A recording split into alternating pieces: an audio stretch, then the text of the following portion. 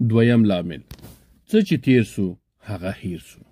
تیر وختونه یادول له هغې اغېزمن کېدل او په پیښو یې غمجن کېدل ناپوهي او لیونتوب دی. ځان په زوره وژل او اوسني ژوند او په خپل بریمن هوډ او بربادول دی.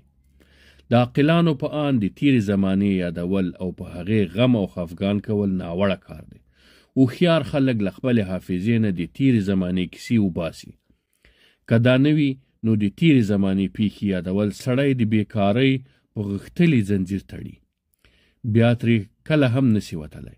سړی په تیارو کې اخته کوي چې بیا یې په رڼا پسې ړندېږي. له دې امله تیرې ورځې تیرې دي او د راتلونکي شمېر په کار دی. تیره زمانه اوس تیره ده او له منځه تللې ده. نه یې خفګان بیرته راستنولی سي او نه یې هم غم.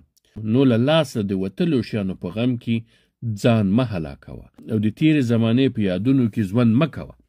آیا ته غواړې چې تر وخت تیرې اوبه بیرته راستنې کړې؟ آیا دغه کار امکان لري؟ آیا بیرته لمر له مغرب څخه مشرق ته راستنول غواړې؟ آیا دا کیدونکی کار ده؟ آیا له سترګو څخه بهېدلي اوښکې بیرته سترګو ته ننویستل غواړې؟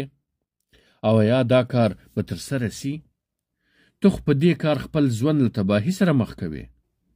د ماضي په دفتر کې ځیرنه یعنې مطالعه د موجوده ژوند بربادول دي. د خپلو هڅو له منځه وړل او د وخت غنیمت له لاسه ورکول دي.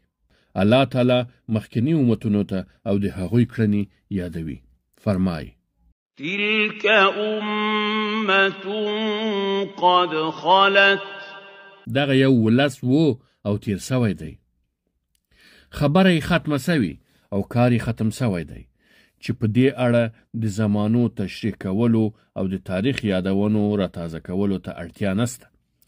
هغه څوک چې د تیرې زمانې په حالاتو د خپل موجوده ژوند نه ځان مشغولوي، دا میده سوي وړه د بیا وړه کولو لپاره ژرندې ته وړي. د دې بېلګه داسې ده لکه څوک چې شیندل سوي ګیا بیا شیندي. پخوانیو هوښیارانو به هغه چاته چې په تیرو حالاتو به یې ژړل داسې ویل: مړي له قبرونو نه مه راباسئ. او ویل سوي دي چې نورو حیواناتو خره ته وویل: ولې سخون نه وهې؟ هغه ورته وویل: دروغ ویل مې له لاسه نه کیږي. په موږ کې ستونزه دا ده چې د اوسني زمانې غم را سره نسته. په اړه یې له هوډ نیولو او پریکړو کولو څخه بې وسه یو او په تیرو حالاتو وخت تیروو. اوسنۍ ښکلی او په زړه پورې بنګلې مو له یاده ویستلي او د زړو ورانو سویو آبادیو په غم کې یو.